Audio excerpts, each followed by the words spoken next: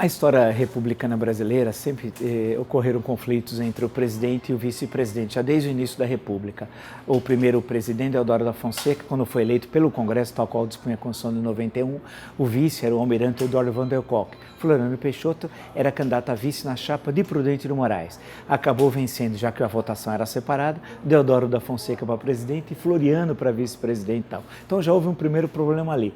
No começo do governo, votando uma lei do impeachment, veja a coincidência histórica, estava se discutindo que teria de se regulamentar o impeachment, que já estava na Constituição Republicana de 1891, Deodoro, temeroso que a lei pudesse atingi-lo, acaba fechando o Congresso em novembro, dá um golpe de Estado e depois há um contragolpe. No mesmo mês de novembro, Deodoro da Fonseca é derrubado e assume o vice-presidente da República, Floriano Peixoto tal. Então já começam as divergências aí. Floriano claramente conspirou com a Marinha, que leva à queda de Deodoro da Fonseca também no mês de novembro tal. E é bom lembrar que a primeira lei de impeachment é logo em seguida, em 1892. Essa tensão marca a história republicana. Em alguns momentos o vice assumiu, não por razão de conspiração, como por exemplo em 1909, quando o Nilo Peçanha assume por causa do falecimento do presidente Afonso Pena. E em 54, no auge da crise lá do suicídio e tal, Café Filho já tinha rompido com Getúlio Vargas, tanto que sequer comparece ao velório do presidente, assume, né, mas já o rompimento já era claro, tanto que ele compõe um ministério radicalmente distinto do que o Ministério Vargas, a política econômica é outra tal, mas o racha já tinha ocorrido a partir mais ou menos de 1953. Esse problema volta a ocorrer em 61, com João Goulart e Jânio Quadros. É bom lembrar que nesse caso se repete o episódio do início da República, quando um era de uma chapa e o outro era de outra. O vice do Jânio era Milton Campos e o Jango tinha como candidato a presidente o Marechal Lott e tal. Mas a tensão já estava colocada, mas não é possível dizer que Jango tenha conspirado contra o Jânio. Pelo contrário, quando ele faz a viagem ao Oriente, que incluía a União Soviética, a China, entre outros países, ele vai numa visita oficial do governo brasileiro. Tanto que quando ele recebe a notícia da renúncia, a 25 de agosto de 61, ele estava em Singapura e tal. Essa questão reaparece depois, em 1992, entre Itamar Franco e Fernando Collor. Há uma divergência entre os dois, né?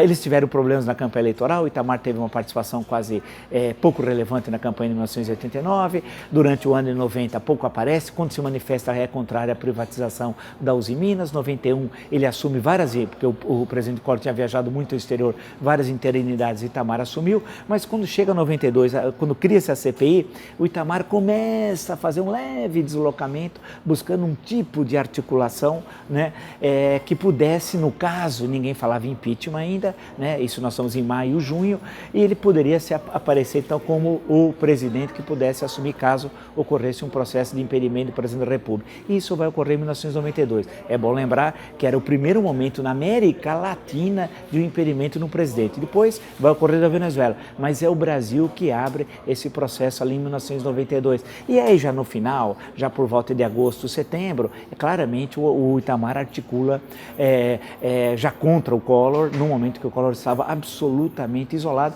e afastado do cargo no início de outubro, por determinação da Constituição. Está muito claro na Constituição que o afastamento se dá por uma determinação do Senado e o processo se desenvolve no Senado sob a presidência do presidente do STF, tal qual está claríssimo na Constituição. Isso não há qualquer divergência. Quem fala o contrário agora é que não leu a Constituição ou se reporta a lei 1079 e não sabe uma coisa básica. Um aluno de direito, no primeiro dia de aula, ele sabe que existe a hierarquia das leis e entre lei e Constituição, evidentemente que predomina a Constituição tal.